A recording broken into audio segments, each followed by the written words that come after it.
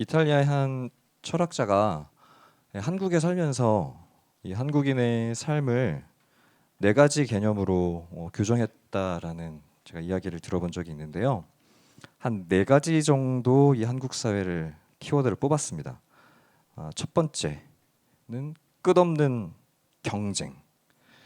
한국 사람들은 이 비교와 경쟁이 너무 일상화되어 있고 이 경쟁의 효율성이 있기는 하지만 경쟁에 치이다 보니까 내재화된 감정 중에 하나가 수치심이라는 거예요.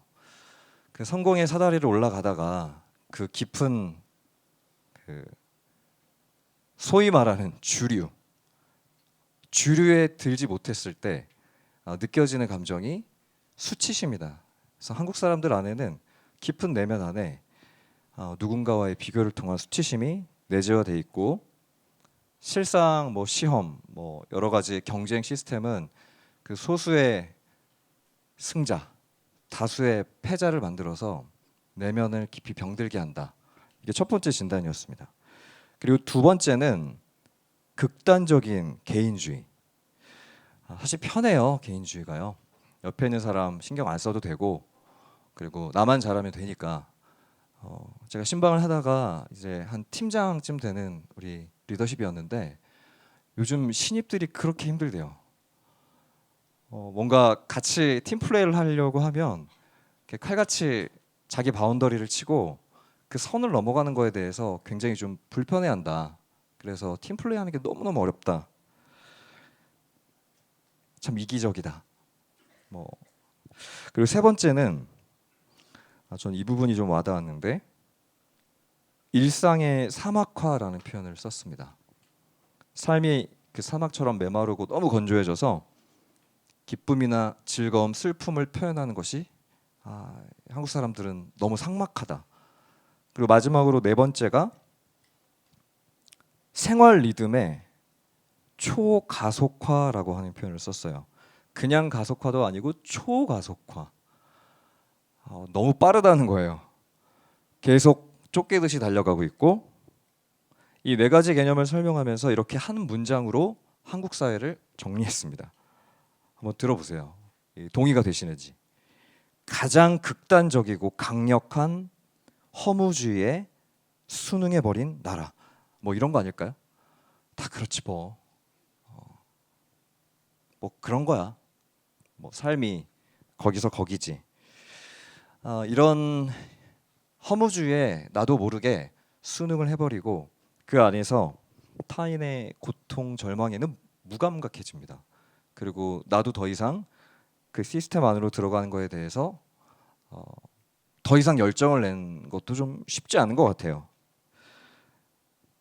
정말 잘 살고 싶은데 생각보다 의미를 찾으며 살아간다는 것이 쉬운 일이 아닌 것 같습니다. 오늘 제가 이 외국인의 우리를 향한 진단으로부터 본문의 말씀을 시작하는 이유는 이 본문은 사실 여러분도 너무 잘 알고 있는 그 38년 된 병자의 본문입니다. 사실 이 요한복음 스토리를 이렇게 따라오시면서 한 사람 한 사람의 인생이 사실 다 너무 잘 알고 있는 이야기들이에요. 그런데 이 베데스다 못이라고 하는 이 공간은 2000년 전에 오늘 여기 앉아서 예배드리는 여러분이 마주하는 현실과 2000년 예루살렘 한복판에 펼쳐지고 있는 그 스토리는 사실상 구조적으로 똑같습니다. 똑같은 이야기예요.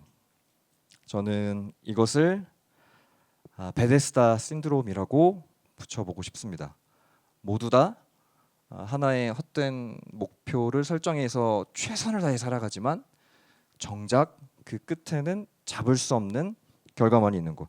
요한복음 5장 1절에서 4절을 우리 다시 같이 한번 읽어볼까요? 우리 함께 말씀 읽겠습니다. 시작. 그 후에 유대인의 명절이 되어 예수께서 예루살렘에 올라가시니라.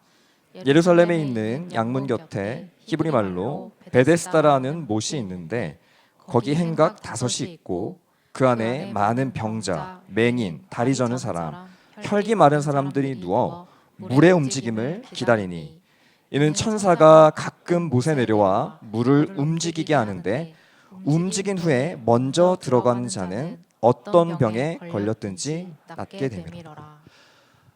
예수님께서 예루살렘을 들어가시는 횟수가 한 5회 정도 되거든요.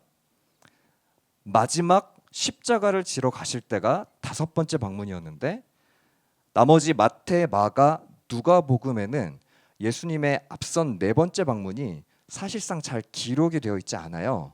근데 요한복음에는 예수님의 잠깐의 예루살렘 방문들이 기록이 되어 있습니다. 예수님께서는 지금 예루살렘으로 명절을 맞이해서 들어갔다라고 표현이 되어 있어요. 여기서 말하는 명절은 뭐 유월절일 거라고 좀 추측을 합니다. 자, 그런데 예수님은 지금 이 예루살렘의 북쪽에서부터 내려오시는데 이 북쪽에 있는 문이 양문이라는 문이에요. 양문은 실제로 그냥 양이 출입하는 문이었습니다. 그래서 양문이에요. 제사를 드릴 때 제사를 위해 필요한 양들이 출입한다고 해서 그러니까 당연히 양문 바로 밑에는 성전이 있었습니다. 그리고 성전이 있으니까 바로 옆에는 성전을 섬기는 제사장들이 살고 있는 주거 공간이 있었어요. 그러니까 이 지금 예수님께서 들어가신 이 공간은 어찌 보면 예배당입니다. 그 주변 자체가 다 종교적인 공간이에요. 하나님의 임재가 있는 곳, 뭐 지나가다가 부딪히면 제사장과 부딪히는 곳, 그런 공간이었습니다. 근데 오늘 이 본문의 배경인 베데스다 못은 양문에서 성전으로 내려가는 사이에 있었던 연못입니다. 길이가 한 100m, 폭이 한 60m 정도 되는, 글쎄요, 한 302호 공간의 한 2배, 3배 정도 되는 연못이었던 것 같아요. 근데 이 연못에는 전해져 내려오는 전설이 있었습니다. 천사가 내려와서 물을 움직이면 가장 처음 먼저 들어가는 사람은 어떤 병이라도 낫는다. 이제 이거 학자들이 추론하기로는 이 지금 연못은 그 왜 온천 같은 데 가면 이렇게 지하에서부터 이렇게 올라오는 그런 간헐천, 그 온천 가면 피부에 좋잖아요. 뭐 미네랄이 많고 뭐 좋은 함량이 있으니까 아무래도 이 베데스다 못은 땅에서부터 이렇게 올라오는 간헐천이었을 것이라고 생각합니다. 뭐 저도 어렸을 때 생각해 보면 아버지 따라 등산을 꼭 가야 되잖아요. 한 번은 등산 가면 그 약수터에 그 탄산수 같은 그런 걸 아버지가 억지로 마시겠어요. 그러면 몸에 좋은 거야라고 이렇게 마시는 건데 아마 비슷한 연못이었을 가능성이 좀 높습니다. 근데 이 베데스다라고 하는 이 지명의 이름은 우리가 생각하는 내용과는 사실 정반대의 뜻을 가지고 있습니다. 베트, 집이라는 뜻과 헤세드, 자비라고 하는 이 두 단어가 합성이 되어서 베데스다, 자비의 집이라고 하는 뜻이에요. 자, 그런데 사실 이 자비의 집이라고 하는 이 공간은 우리가 생각하는 공간과는 정반대의 공간입니다. 아까 천사가 한번 물을 동할 때에 가장 처음 뛰어드는 사람은 병을 낫는다라는 말씀을 드렸는데요. 어땠을까요? 이렇게 연못에서 조금씩 물이 올라온다 생각하면 그 주변에 있었던 수많은 병자들이 아비규환이 됐을 겁니다. 먼저 들어가기 위해서. 사실 베데스다라고 하는 공간은 자비의 집이라기보다는 경쟁의 공간입니다. 무자비한 공간이에요. 내가 낫기 위해서 남을 넘어뜨려야 되는 공간입니다. 그리고 이 공간을 나중에 학자들이 기록하기로는 실제로 나았다라는 기록이 많지 않아요. 어찌 보면 이 자비의 집은 인간의 가장 연약한 기대를 가능성이라고 포장을 해서 그 공간 안에서 은혜를 주는 공간인 것 같지만 승자는 단 한 명, 나머지는 다 패자였습니다. 저는 이 공간을 보면서 오늘 우리 시대로 한번 적용을 좀 해본다면 그런 공간인 것 같아요. 지금 남들은 다 각자의 길을 위해서 달려가고 있는데 나만 제자리 걸음인 것 같은 그런 사람. 38년, 당시에 보통 기대 수명이 한 50년에서 60년 살았습니다. 근데 38년을 이런 형태로 살아냈다라고 하는 것은 아마 관계도 다 망쳐 있었을 거고요. 그리고 아마 내면도 싹 다 망가져 있었을 거라고 생각을 해요. 그리고 특별히 지금 명절이었기 때문에 양문을 통해서 명절을 쇠러 성전에 들어오는 가족들과 손잡고 들어오는 광경을 아마 이 38년대 명절은 봤을 겁니다. 양문 밖으로 나갈 수도 없고 그리고 성전 안으로 들어갈 수도 없는 불편한 상황을 지금 마주하고 있어요. 제가 신방을 하다 보면 수년간 그 시험에 매달린 청년들을 마주하기도 합니다. 내년이면 이제 붙었으면 좋겠다. 같이 기도하고 또 오랜 시간 동안 내가 원하는 어떤 무언가를 성취하기 위해서 애쓰는 달려가는 청년들을 마주할 때마다 참 많이 지쳐있는 청년들을 마주하게 됩니다. 남들은 다 차곡차곡 한 단계 한 단계 가고 있는 것 같은데 자기 상황에 매몰되어 있고요. 그리고 그 역기능적인 가정에 이렇게 오랜 시간 노출되어 있는 청년들을 만나게 되는데 기도해도 잘 이렇게 바뀌지가 않기 때문에 계속 제자리 걸음인 나를 보면서 우리 가정을 바라보면서 이제 기도를 안 합니다. 차라리 기도를 안 하면 목사님 기대를 안 하게 되고 기대를 안 하면 실망도 안 하기 때문에 그냥 그 자리에 머물러 있는 거죠. 사랑하는 이청년 여러분, 혹시 이 자리에 누군가 양문 밖으로 나가지도 못하고 성전 안으로 들어가지도 못하고 베데스다라고 하는 공간에 묶여 있는 그런 혹시 청년들 없으신가요? 저는 오늘 이 베데스다 연못의 모습이 우리와 다를 바가 없다고 생각합니다. 하지만 이 베데스다 못에는 회복이 없습니다. 실체가 없습니다. 이 공간 안에서 아무리 머물러도 내 인생이 바뀌지 않습니다. 하지만 38년 된 병자가 할 수 있는 유일한 것은 물이 동하는 것을 기다리는 것밖에 없어요.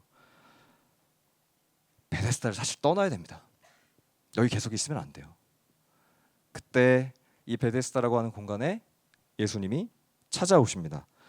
자, 이 베데스다를 떠나기 위해서 예수님이 오늘 두 가지 음성에 귀를 기울이고 이 두 가지 음성을 오늘 이 예배의 시간 여러분의 기도의 제목으로 바꿔내셨으면 좋겠어요.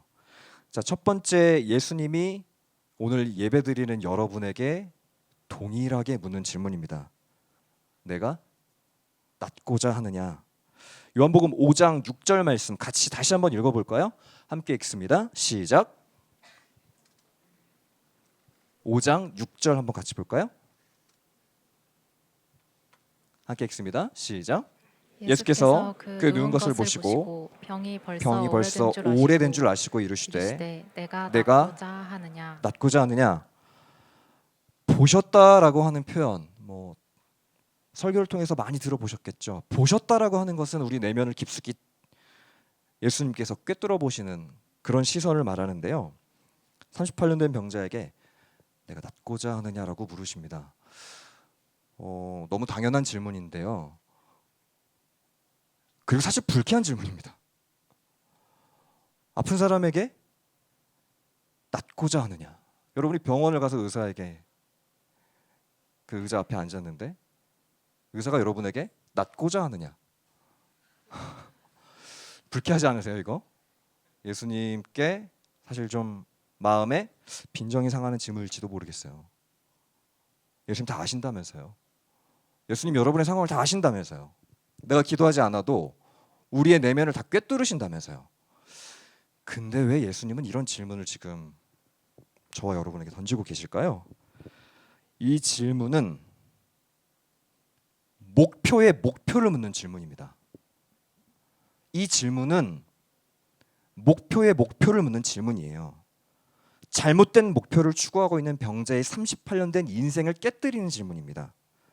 사실 38년 전 병자가 베데스다 못을 처음 찾았을 때에는 병이 낫는 게 목표였어요. 근데 38년의 시간이 통과하고 난 다음에 이제 이 병자의 목표는 베데스다 못에 들어가는 게 목표로 바뀌었습니다. 원래는 베데스다 못은 수단이었어요. 하지만 이제 목표가 뒤바뀌어 버립니다. 그래서 예수님이 옆에 네가 낫고자 하느냐고 물어도 예수님께 낫고 싶습니다라는 말을 못하고 있는 겁니다. 그토록 원했던 직장이 목표를 넘어서 수단을 넘어서 목표가 되어버리기 시작하고 내가 꿈꿨던 가정이 수단인데 목표가 되기 시작하고요.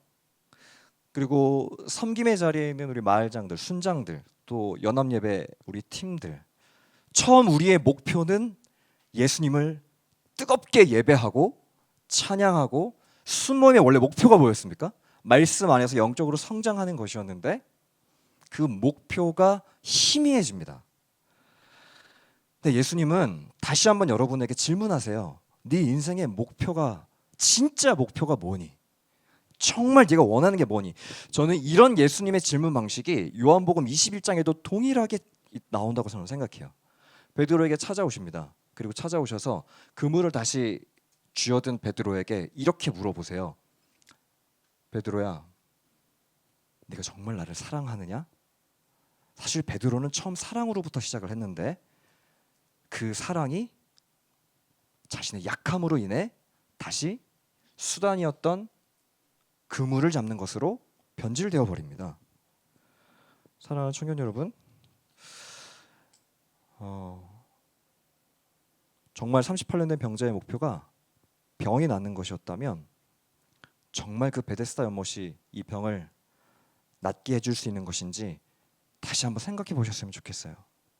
여러분의 일의 목표, 여러분의 연애와 결혼의 목표, 그리고 여러분의 섬김의 목표, 예수님의 질문에 38년 된 병자가 이렇게 답을 합니다. 요한복음 5장 7절 말씀이요. 같이 한번 다시 읽어볼까요? 함께 읽습니다. 시작. 병자가 대답하되 주여 물이 움직일 때에 나를 못에 넣어주는 사람이 없어. 내가 가는 동안에 다른 사람이 먼저 내려가나이다. 이 답변 어딘가 우리의 대답과 너무 많이 닮아 있습니다. 나를 연못에 넣어줄 사람이 없습니다. 환경을 탓하고 사람을 탓하고 있습니다. 예수님께서 여러분에게 정말 변하고 싶니라고 물어보신다면 여러분 어떻게 답을 하시겠습니까? 예수님, 우리 가정은 여전히 그대로입니다. 환경이 변하지 않습니다. 그리고 이 시험과 면접을 통과해야만 변화가 가능할 것 같습니다. 그리고 나는 반드시 내가 원하는 결혼 생활을 해야 변화가 일어날 것 같습니다. 이 안에는 숨은 전제가 있어요. 상황이 바뀌어야만 변화가 가능하다는 겁니다. 하지만 사랑하는 청년 여러분, 누군가가 돕지 않아서 물에 들어가지 못한다는 것이 문제의 본질이 아닙니다. 여러분 안에 있는 그 베데스다를 이제는 떠나야 합니다. 유일한 진짜 베데스다, 그분이 이 38년 된 명자를 직접 찾아와 주세요.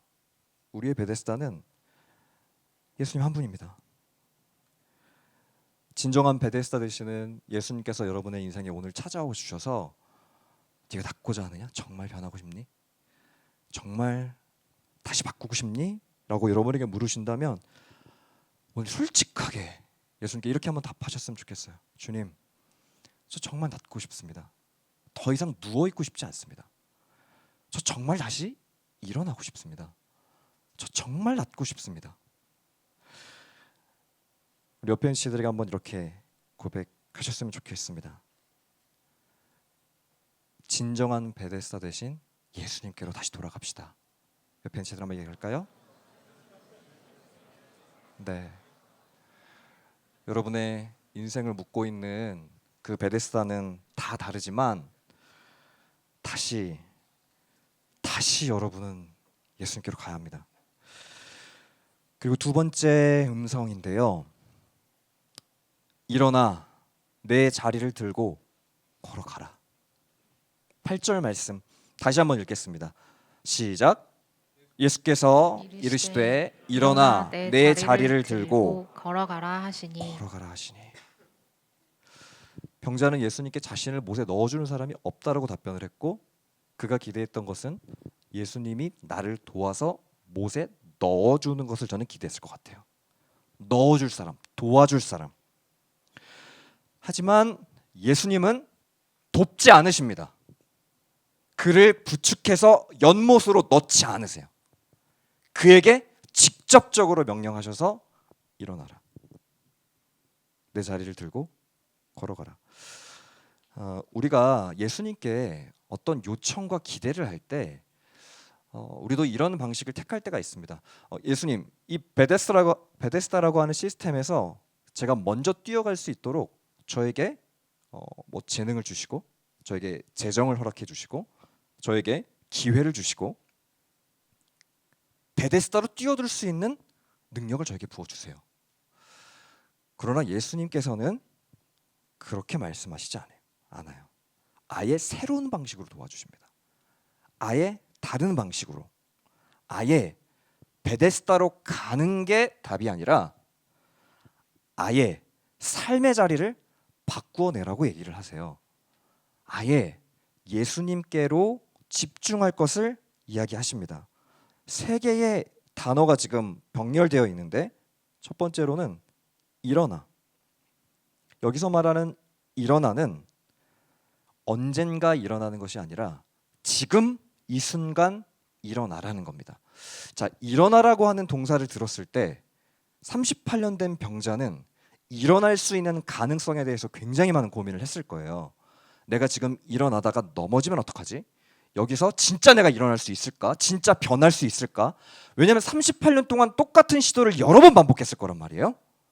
근데 지금 일어나라고 하는 말을 들었을 때에는 인간 의사가 한 말이 아니라 예수님께서 말씀하신 그 말씀을 의지해서 일어날 것을 결단한 것이었습니다. 그리고 두 번째는 자리를 들고.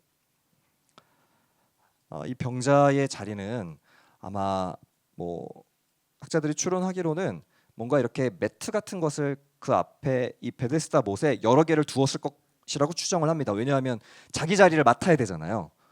그러니까 38년 정도 된 자리라고 생각을 해본다면 그 밑에 깔려있는 매트는 굉장히 지저분하고 냄새가 나고 오랜 시간 동안 과거의 일상이 축적되어 있는 그런 매트일 거라고 보통 이야기를 하더라고요. 오랫동안 방치되어 있는 38년 된 병자의 과거의 삶의 패턴을 얘기해요. 이 자리를 들고라는 표현을 할 때 제가 신방하다가 한 자매와 이야기했던 내용이 갑자기 생각이 좀 났는데요. 오랜 시간 동안 좀 부모님이 다투시는 가정에서 좀 컸어요. 그러니까 그 결혼 생활을 보면서 결혼에 대한 소망이 생기지 않는 거예요. 저렇게 살고 싶지 않다. 근데 그럼에도 불구하고 마음속 깊은 곳 안에는 그래도 하나님이 허락하신 가정에 대한 소망이 있었어요. 그래서 한 형제를 만났습니다. 만났는데 참 좋은 형제였어요. 제가 봐도 뭐 마음도 너무 따뜻하고 또 정말 성실한. 네. 근데 집안에서 반대가 좀 심했습니다. 전 그 두 부모님이 세상적인 기준이 조금 많이 높으셨던 것 같아요. 결국 그 자매가 부모님의 지지를 받지 못하고 결국 마지막엔 이제 헤어지는 결정을 내리고 저에게 이제 찾아와서 펑펑 울었던 신방이 제가 기억이 나는데요. 그때 그 자매 이야기가 굉장히 기억에 오래 남아요.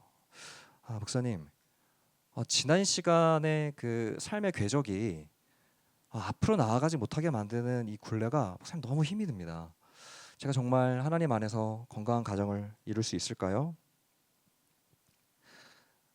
그 자매의 그 잠깐의 고백이 어찌 보면 오랜 시간 동안 방치되어 왔던 자신의 삶의 궤적이 고스란히 담긴 어쩌면 38년 된 병자의 자리일지도 모르겠어요.